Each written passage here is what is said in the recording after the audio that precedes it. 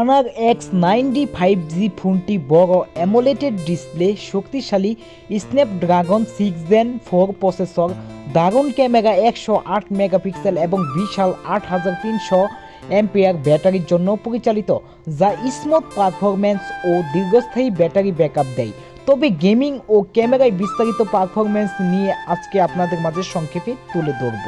তো এর প্রধান বৈশিষ্ট্যটার মধ্যে আমরা প্রথমে তুলে ধরব display. 6.79 FHD plus AMOLED 120 hertz display এবং 6000 নিটস পিক্স ব্রাইটনেস এবং HGS 35 ড্রপ রেমিটেন্স। পরবর্তীতে আমরা ফোনটির প্রসেসর নিয়ে কথা বলবো। স্ন্যাপড্রাগন 6 Gen 4 যা গেমিং এবং মনিটরিংয়ের জন্য বেশ ভালো। পরবর্তীতে আমরা ফোনের ক্যামেরা নিয়ে কথা বলবো। 108 মেগাপিক্সেল মেইন ক্যামেরা এবং 16 MP সেলফি ক্যামেরা।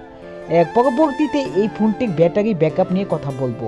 8300 অ্যাম্পিয়ার বিশাল ব্যাটারি এবং 66 ওয়াট ফাস্ট চার্জিং, অর্থাৎ খুব দ্রুত এবং কম সময়ের মধ্যেই ফোনটি চার্জ হয়ে যাবে। এরপরে ম্যাজিক 09 OS অ্যান্ড্রয়েড ভার্সন হচ্ছে 15 এবং IPK9 রেটিং এবং আন্ডার ডিসপ্লে এবং ফিঙ্গারপ্রিন্ট সেন্সর। তো এই ফোনটির পারফরম্যান্স স্ন্যাপড্রাগন 6 Gen 4 এবং অ্যান্ড্রয়েড 810 CPU এর কারণে গেমিং ও দৈনন্দিন ব্যবহারে ফোনটি দ্রুত এবং স্মুথ। তো ব্যাটারি 8300 সারাদিনের জন্য যথেষ্ট, তবে যা ব্যবহারকারীর জন্য বড় সুবিধা। প্রিমিয়াম ডিজাইন এবং উজ্জ্বল ফ্লুইড এবং অ্যামোলেড ডিসপ্লে প্রশংসিত হয়েছে। 108 মেগাপিক্সেলে ভালো ক্যামেরায় অনেক সুন্দর ছবি উঠবে এবং অনেক ভিডিও শ্যুট হইবে। তবে Honor X59 রিভিউ লিখে সার্চ করলে বিভিন্ন টেক চ্যানেলে ভিডিও পাবেন, যেমন Honor X90 বাংলা রিভিউ, এটা আরও অনেক কিছু। তবে এই ফোনটি কিন্তু সত্যি অসাধারণ এবং দুর্দান্ত ফিচার অ্যাড হয়েছে।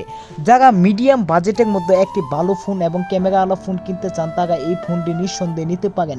এই ক্যামেরা ব্রাইট ব্রাইটনেস সত্যি অসাধারণ এবং দুর্দান্ত কোয়ালিটির। তবে এই ফোনটির অফিসিয়াল একটি মাত্রই রয়েছে, তবে আনঅফিসিয়াল অ্যাভেলেবল।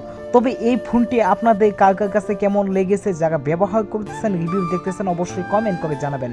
তো হ্যালো এভরিওয়ান, আজকের মতো ভিডিওটা এখানেই শেষ করতে যাচ্ছি। তার আগে আপনি যদি আমাদের চ্যানেলের নতুন দর্শক হয়ে থাকেন, তাহলে অবশ্যই আমাদের চ্যানেলটি সাবস্ক্রাইব করবেন। তো হ্যালো এভরিওয়ান, আসসালামু আলাইকুম।